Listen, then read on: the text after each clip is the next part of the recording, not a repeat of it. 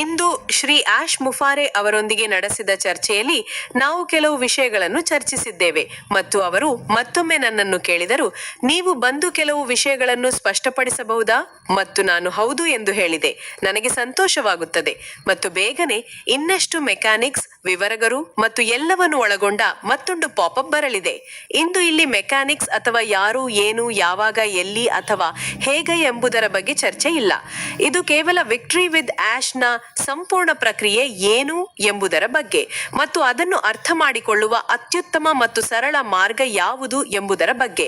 ಮತ್ತು ನಾನು ಇಲ್ಲಿ ಪಟ್ಟಿ ಮಾಡಿದ ಅವರ ಮಾತುಗಳಿಗೆ ಬರುವ ಮುನ್ನ, ವಿಕ್ಟರಿ ವಿತ್ ಆಶ್ ಹೊಸ ವ್ಯವಸಾಯ ಪ್ರಾರಂಭವಲ್ಲ ಎಂದು ನೀವು ಅರ್ಥ ಮಾಡಿಕೊಳ್ಳಬೇಕು. ಸರಿ, ಇದು ಹೊಸದಲ್ಲ. ಒಮ್ಮೆ ವಿಕ್ಟರಿ ವಿತ್ ಆಶ್ ತೆರೆಯುತ್ತದೆ ಮತ್ತು ಲಿಂಕ್ಗಳನ್ನು ಹಂಚಲಾಗುತ್ತದೆ ಮತ್ತು ಜನರನ್ನು ಒಳಗೆ ಸೇರುವಂತೆ ಆಹ್ವಾನಿಸಲಾಗುತ್ತದೆ. ಇದು ಮುಚಿತ ವೇದಿಕೆಯಾಗಿದೆ, ಆದರೆ ಇದು ಹೊಸ ವ್ಯವಸಾಯವಲ್ಲ ಮತ್ತು ಇದು ಆಶ್ ಅವರಿಂದ ಬಂದಿದೆ. ನೇರವಾಗಿ ಅವರ ಮಾತಿನಲ್ಲಿ ಹೇಳಬಹುದು, ಅವರು ಹೇಳಿದರು, ವಿಕ್ಟರಿ ವಿತ್ ಆಶ್ ಆಗಿದೆ. ಅದು ಆಗಿದೆ. ನಾವು ಇನ್ನೂ ಅಲ್ಲಿಗೆ ಹೋಗಿ ಎಲ್ಲ ಉತ್ತಮ ವಿಷಯಗಳನ್ನು ನೋಡಲು ಸಾಧ್ಯವಾಗಿಲ್ಲ. ಸರಿ, ನಾವು ಅದನ್ನು ಬೇಗನೆ ನೋಡಲಿದ್ದೇವೆ. ವಿಕ್ಟರಿ ವಿತ್ ಆಶ್ ನಮ್ಮ ಗುರಿಯಲ್ಲ, ಇದು ನಮ್ಮ ಗುರಿಯನ್ನು ತಲುಪುವ ಸೇತುವೆಯಾಗಿದೆ. ಸರಿ, ಮತ್ತೊಮ್ಮೆ, ವಿಕ್ಟರಿ ವಿತ್ ಆಶ್ ನಮ್ಮ ಗುರಿಯಲ್ಲ, ಇದು ನಮ್ಮ ಗುರಿಯನ್ನು ತಲುಪುವ ಸೇತುವೆಯಾಗಿದೆ. ಆ ದೊಡ್ಡ, ಸಾಹಸಿ, ಸುಂದರವಾದ ಮತ್ತು ಸಜ್ಜುಗೊಳಿಸಲಾದ ಸ್ವಪ್ನದ ಕಾರಣ. ಏಕೆಂದರೆ ಆಶ್ ಅವರು ಹೇಳಿದರು, ನಾವು ಓಪಿನ ಒಳಗೆ, ಓಇಗಳ ಒಳಗೆ ಹೊಸ ಡ್ರೀಮ್ ಬಿಸ್ನೆಸ್ ಬಗ್ಗೆ ಮಾತನಾಡದಿರುವುದರ ಬಗ್ಗೆ ನಿರ್ಧರಿಸಿದ್ದೇವೆ. ನಿರ್ಧಯವೆಂದರೆ ನಾವು ಈ ಹೊಸ ವೇದಿಕೆಯಲ್ಲಿ ಅದರ ಬಗ್ಗೆ ಮಾತನಾಡಲಿದ್ದೇವೆ. ಸರಿ, ಇದು ಒಂದು ಬದಲಾವಣೆ ಆಶ್ ಅವರೊಂದಿಗೆ ಮತ್ತು ಇದು ಆಶ್ ಅವರಿಂದ ಬಂದಿದೆ. ಇದು ಆಶ್ ಅವರಿಂದ ಅಲ್ಲ ಮತ್ತು ಇದು ಆಶ್ ಅವರಿಗಾಗಿ ಮಾತ್ರವೂ ಅಲ್ಲ, ಇದು ಆಶ್ ಅವರೊಂದಿಗಿದೆ. ಇದು ಆಶ್ ಅವರೊಂದಿಗೆ ನಿಜವಾದ ವಿಜಯ. ಸರಿ, ನಾವು ಹಳೆ ಕಾರು ಮತ್ತು ಹೊಸ ಕಾರು ಬಗ್ಗೆ ಪದೇ ಪದೇ ಮಾತನಾಡಿದ್ದೇವೆ. ನಾವು ಬದಲಾವಣೆಯ ಕಾಲದಲ್ಲಿದ್ದೇವೆ. ಬೇಗನೆ ವಿಕ್ಟರಿ ವಿತ್ ಆಶ್ ಬಗ್ಗೆ ನಿಮಗೆ ಹೆಚ್ಚಿನ ಮಾಹಿತಿ ದೊರಕುತ್ತದೆ. ಅಲ್ಲಿ ಲಿಂಕ್ಗಳು ಲಭ್ಯವಿರುತ್ತದೆ, ಲಿಂಕ್ಗಳನ್ನು ಸಜ್ಜುಗೊಳಿಸುವ ವಿಧಾನಗಳಿರುತ್ತದೆ ಮತ್ತು ಇದು ಒಂದು ವೇದಿಕೆ. ಅಲ್ಲಿ ನಾವು ಆ ದೊಡ್ಡ, ಸಾಹಸಿ, ಸುಂದರವಾದ ಮತ್ತು ಸಜ್ಜುಗೊಳಿಸಲಾದ ಸ್ವಪ್ನದ ಕಡೆಗೆ ಹೊರಡಲು ಸಿದ್ಧರಾಗಿ ತರಬೇತಿ ಪಡೆದು ಸಂಪೂರ್ಣವಾಗಿ ಸಜ್ಜಾಗುತ್ತೇವೆ. ಸರಿ, ಹಾಗಾಗಿ ನಾನು ನಿಮಗೆ ಈ ಸಂದೇಶವನ್ನು ತಲುಪಿಸಲು ಬಯಸುತ್ತಿದ್ದೆ. ನಿಮ್ಮಲ್ಲಿ ಅನೇಕರು ಇದನ್ನು ಈಗಾಗಲೇ ತಿಳಿದಿದ್ದೀರಿ, ಆದರೆ ನಾನು ನಿಮ್ಮನ್ನು ವಿನಂತಿಸುತ್ತೇನೆ, ದಯವಿಟ್ಟು ಇತರರೊಂದಿಗೆ ಇದನ್ನು ಸಜ್ಜುಗೊಳಿಸಿ, ಅವರಿಗೆ ತಿಳಿಯಲು ಅನುಮತಿಸಿ. ವಿಕ್ಟರಿ ವಿತ್ ಆಶ್ ನಮ್ಮ ಗುರಿಯಲ್ಲ, ಇದು ನಮ್ಮ ಗುರಿಯನ್ನು ತಲುಪುವ ಸೇತುವೆಯಾಗಿದೆ. ಜನರ ಮನಸ್ಸಿನಲ್ಲಿ ಪ್ರಶ್ನೆಗಳಿದ್ದರೆ ಅದನ್ನು ವಿವರಿಸಲು ಇದು ಉತ್ತಮ ಮಾರ್ಗ. ವಿಜಯ ಪದದ ಅರ್ಥವೇನು? ವಿಜಯ ಎಂದರೆ ಯಶಸ್ಸು, ಏನಾದರೂ ನಿಯಂತ್ರಣದಲ್ಲಿ ಇಡುವುದು ಮತ್ತು ಜಯ ಸಾಧಿಸುವುದು.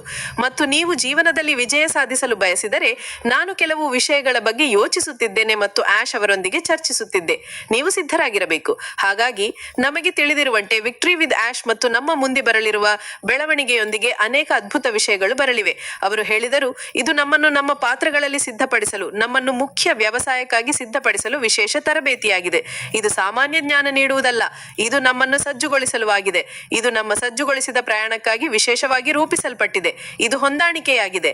ನಿಮಗೆ ತಿಳಿದಿದೆ, ಜನರು ಇದನ್ನು ಕೇವಲ ಸಿದ್ಧಾಂತವ ಅಥವಾ ಶಿಕ್ಷಣವೆಂದು ಭಾವಿಸಬಾರದು, ಅಥವಾ ನೀವು ಅಲ್ಲಿಯೇ ಕುಳಿತು ಏನಾದರೂ ಕಲಿಯುತ್ತಿದ್ದೀರಿ ಎಂದು ಭಾವಿಸಬಾರದು. ಇದು ಹೆಚ್ಚು ಕೇಂದ್ರೀಕೃತವಾಗಿದೆ. ಅವರು ವಿಕ್ಟರಿ ವಿತ್ ಆಶ್ ಅನ್ನು ನಮ್ಮನ್ನು ಸಿದ್ಧಪಡಿಸಲು ಮತ್ತು ತರಬೇತಿ ನೀಡಲು ಅಭಿವೃದ್ಧಿಪಡಿಸಿದ್ದಾರೆ.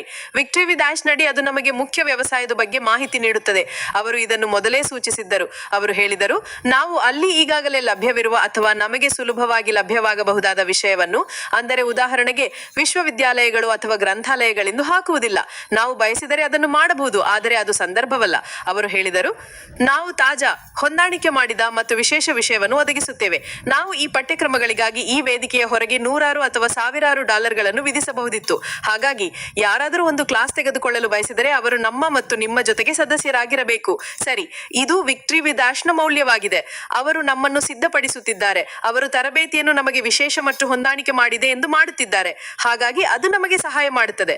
ಏಕೆಂದರೆ ನಾನು ಈ ವಿಡಿಯೋದಲ್ಲಿ ಹೇಳಿದಂತೆ, ಕಂಪನಿ ಯಶಸ್ವಿಯಾಗಲು ನಾವು ಯಶಸ್ವಿಯಾಗಬೇಕು ಮತ್ತು ಆಶ್ ನಮ್ಮನ್ನು ಸಿದ್ಧಪಡಿಸುತ್ತಿದ್ದಾರೆ, ನಮಗೆ ತರಬೇತಿ ನೀಡುತ್ತಿದ್ದಾರೆ, ನಮ್ಮ ಕೌಶಲ್ಯಗಳನ್ನು ಬಲಪಡಿಸುತ್ತಿದ್ದಾರೆ. ಅದು ಎಷ್ಟು ಅದ್ಭುತವಾದ ವಿಷಯ. ನಾನು ಕ್ರೀಡಾ ತಂಡದ ಉದಾಹರಣೆಯಲ್ಲಿ ಹೇಳಿದಂತೆ, ಇದು ಅದೇ ವಿಷಯ. ನಮ್ಮನ್ನು ಸಿದ್ಧಪಡಿಸಲಾಗುತ್ತಿದೆ. ನೀವು ಅರ್ಥ ಮಾಡಿಕೊಂಡಿದ್ದೀರಾ?